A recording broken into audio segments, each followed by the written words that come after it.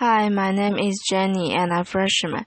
My number is 35 and today I'm going to read Toni Mack, The Laws That Sex Workers Really Want.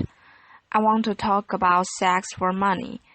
I'm not like most of the people you will have heard speaking about prostitution before. I'm not a police officer or a social worker. I'm not an academic, a journalist, or a politician. And as you will probably have picked up from Miriam's blog, I'm not either. Laughter. Most of those people would tell you that selling sex is degrading, that no one would ever choose to do it, that it's dangerous. Women get abused and killed. In fact, most of those people would say there should be a law against it. Maybe that sounds reasonable to you. It sounded reasonable to me until the closing month of 2009, when I was working two dead and minimum wage jobs. Every month, my wages would just replenish my overdraft. I was exhausted and my life was going nowhere. Like many others before me, I decided sex for money was a better option. Now, don't get me wrong, I would have loved to have won the lottery instead, but it wasn't going to happen anytime soon, and my rent needed paying. So I signed up for my first shift in a brothel. In the years that have passed, I have had a lot of time to think. I have reconsidered the ideas I once had about prostitution. I have given a lot of thought to consent and the nature of work under capitalism. I have thought about gender inequality and the sexual and reproductive labor of women. I have experienced exploitation and violence at work. I have thought about what's needed to protect other sex workers from these things. Maybe you have thought about them too. In this talk, I will take you through the four main legal approaches applied to sex work throughout the world and explain why they don't work, why prohibition the sex industry actually exacerbates every harm that sex workers are vulnerable to. Then I'm going to tell you about what we as sex workers actually want. The first approach is full criminalization. Half the world, including Russia, South Africa, and most of the U.S., regulates sex work by criminalizing everyone involved, so that's seller, buyer, and third parties. Lawmakers in those countries apparently hope that the fear of getting arrested will deter people from selling sex. But if you are forced to choose between obeying the law and feeding yourself or your family, you are going to do the work anyway and take the risk. Criminalization is a trap. It's hard to get a conventional job when you have a criminal record. Potential employers won't hire you, assuming you will still need money and you will stay in the more flexible, informal economy. The law forces you to keep selling sex, which is the exact opposite of its intended effect. Being criminalized leaves you exposed to mistreatment by the state itself. In many places, you may be concerned into paying a bribe or even to having sex with a police officer to avoid arrest. Police and prison guards in Cambodia, for example, have been documented subjecting sex workers to what can only be described as torture. Threats at gunpoint, beatings, electric shocks, rape, and denial of food.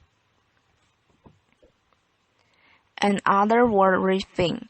If you are selling sex in places like Kenya, South Africa, or New York, a police officer can arrest you if you are caught carrying condoms, because condoms can legally be used as evidence that you are selling sex. Obviously, this increases HIV risks. Imagine knowing if you are busted carrying condoms, it will be used against you. It's a pretty strong incentive to leave them at home, right? Sex workers working in these places are forced to make a tough choice between risking arrest or having risky sex. What would you choose? Would you pack condoms to go to work? How about if you are worried the police officer would rape you when he got you in the van? The second approach to regulating sex work in these countries is partial criminalization, where the buying and the selling of sex are legal, but surrounding activities like brothel keeping or soliciting on the street are banned. Laws like this we have them in the UK and in France essentially say to us sex workers, hey, we don't mind you selling sex, just make sure it's done behind closed doors and all along. And brothel keeping, by the way, is defined as just 2 or more sex workers working together. Making that illegal means that many of us work alone, which obviously makes us vulnerable to violent offenders. But we are also vulnerable if we choose to break the law by working together. A couple of years ago, a friend of mine was nervous after she was attacked at work. So I said that she could see her clients from my place for a while. During that time, we had another guy turn nasty. I told the guy to leave or I'd call the police. And he looked at the two of us and said, you girls can't call the cops. You are working together. This place is illegal. He has right. He eventually left without getting physically violent, but the knowledge that we were breaking the law empowered that man to threaten us. He felt confident he had got away with it. The prohibition of street prostitution also causes more harm than it prevents. Firstly, to avoid getting arrested, street workers take risks to avoid detection, and that means working alone or in isolated locations like dark forests where they are vulnerable to attack. If you are caught selling sex outdoors, you pay a fine. How do you pay that fine without going back to the streets? It has a need for money that saw you in the streets in the first place. And so the fines stack up and you're caught in a vicious cycle of selling sex to pay the fines you got for selling sex. Let me tell you about Marina Popa, who worked in Redbridge, East London. The street workers on her patch would normally wait for clients in groups for safety in numbers and to warn each other about how to avoid dangerous guys. But during a police crackdown on sex workers and their clients, she was forced to work alone to avoid being arrested. So she was stabbed to death in the early hours of October 29, 2013. She had been working later than usual to try to pay off a fine she had received for soliciting. So if criminalizing sex workers hurts them, why not just criminalize the people who buy sex? This is the aim of the third approach I want to talk about. The Swedish or Nordic model of sex work law. The idea behind this law is that selling sex is intrinsically harmful, and so you are, in fact, helping sex workers by removing the option. Despite growing support for what's often described as the end-demand approach, there's no evidence that it works. There's just as much prostitution in Sweden as there was before. Why might that be? It's because people selling sex often don't have other options for income. If you need that money, it's the only effect that a drop in business is going to have is to force you to lower your prices or to offer more risky sexual service. If you need to find more clients, you might seek the help of a manager. So you see, rather than putting a stop to what's often described as piping, a law like this actually gives oxygen to potentially abusive third parties. To keep safe in my work, I try not to take booking from someone who calls me from a withheld number. If it's a home or hotel visit, I try to get a full name and details. If I worked under the Swedish model, a client would be too scared to give me that information. I might have no other choice but to accept the booking from a man who is untraceable or if he later turns out to be violent. If you need their money, you need to protect your clients from the police. If you work outdoors, that means working alone or in isolated locations, just as if you were criminalized yourself. In my mean getting into cars quicker, that's negotiating time means snap decisions. Is this guy dangerous or just nervous? Can you afford to take the risk? Can you afford not to? Something I often hearing is prostitution would be fine if we made it legal and regulated. We call that approach legalization, and it's used by countries like the Netherlands, Germany, and Nevada in the US, but it's not a great model for human rights. And in state-controlled prostitution, commercial sex can only happen in certain legally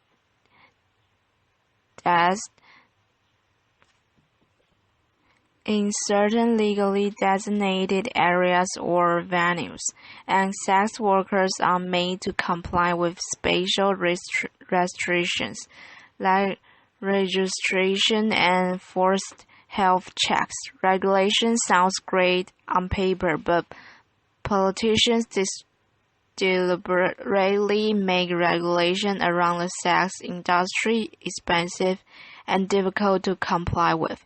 It creates a two-trade system, legal and illegal work. We sometimes call it backdoor criminalization. Rich, well-connected brothel owners can comply with the regulations, but more marginalized people find those hoops impossible to jump through, and even if it's possible, in principle, getting a license or proper venue takes time and costs money. It's not going to be an option for someone who's desperate and needs money tonight. They might be a refugee or fleeing domestic abuse. In this two-trade system, the most vulnerable people are forced to work illegally, so they are still exposed to all the dangers of criminalization I mentioned earlier. So it's looking like all attempts to control or prevent sex work from happening makes things more dangerous for people selling sex. Fear of law enforcement makes them work alone in isolated locations and allows clients and even cops to get abusive in the knowledge they will get away with it. Fines and criminal records force people to keep selling sex, rather than enabling them to stop. Crackdowns on buyers drive sellers to take dangerous risks and into the arms of potentially abusive managers.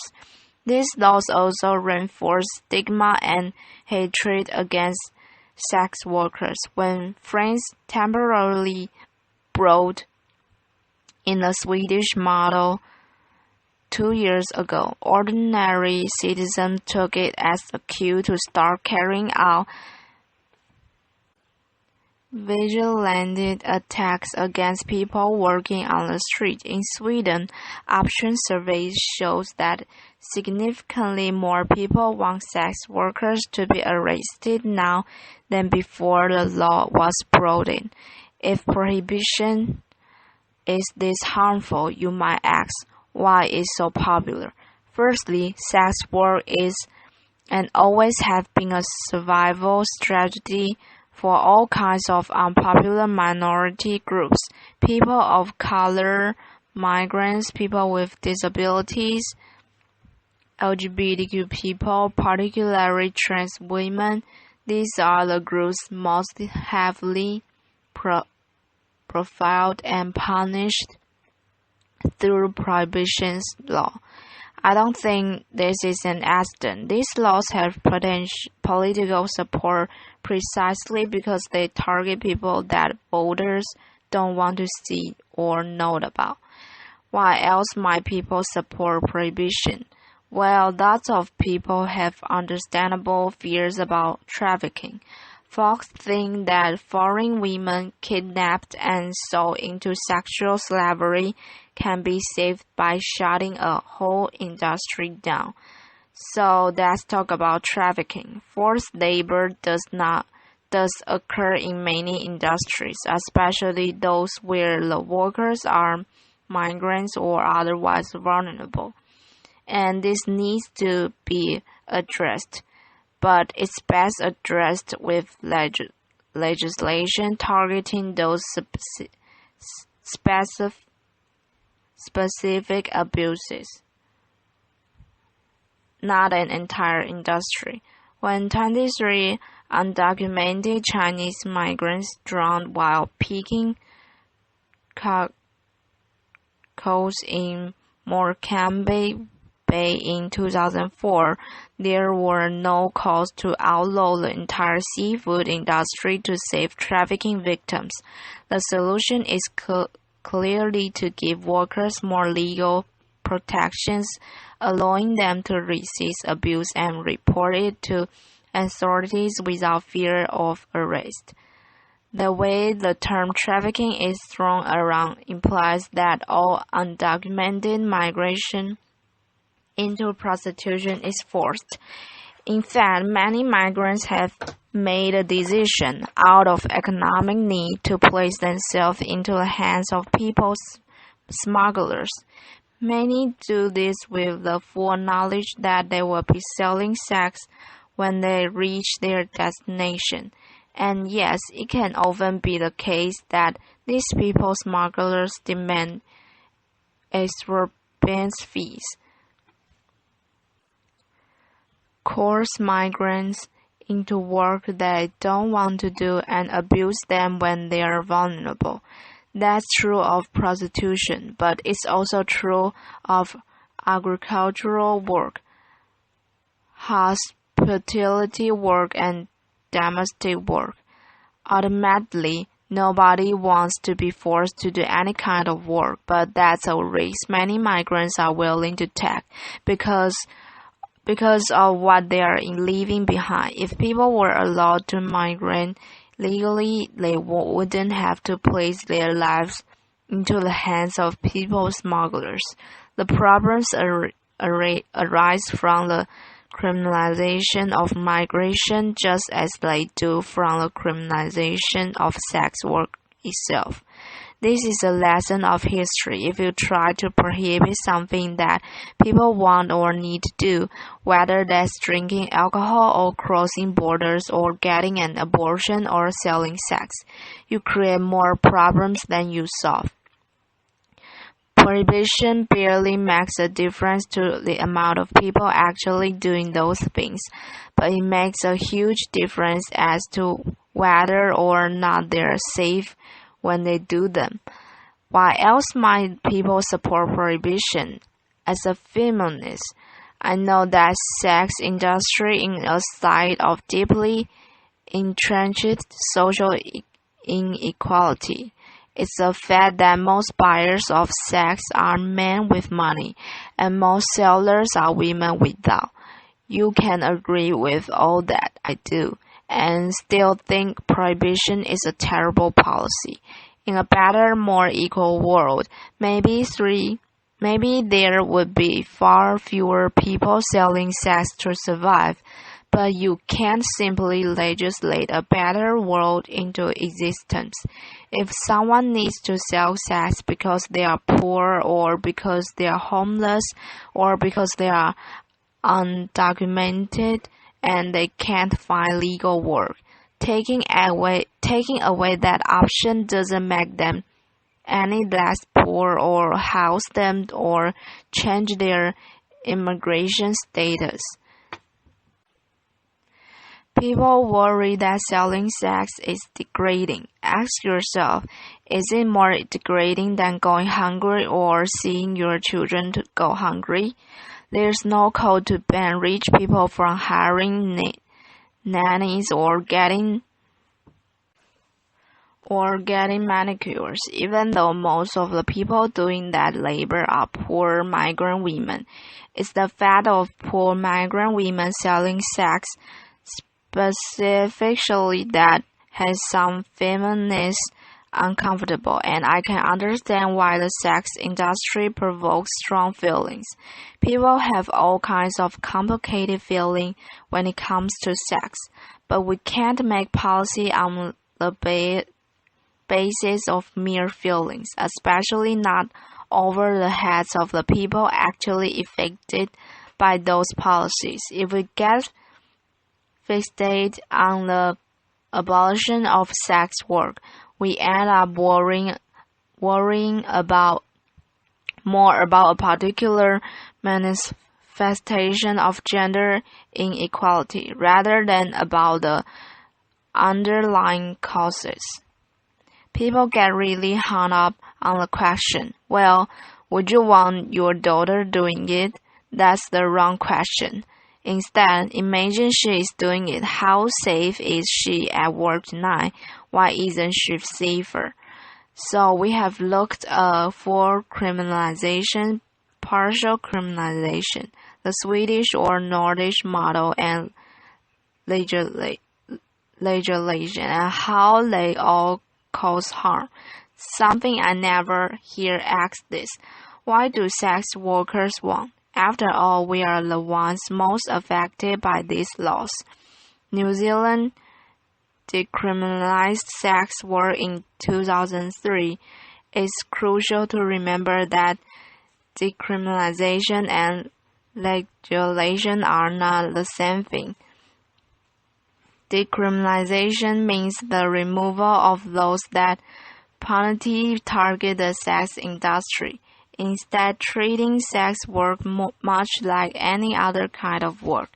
In New Zealand, people can work together for safety, and employers of sex workers are accountable to the state.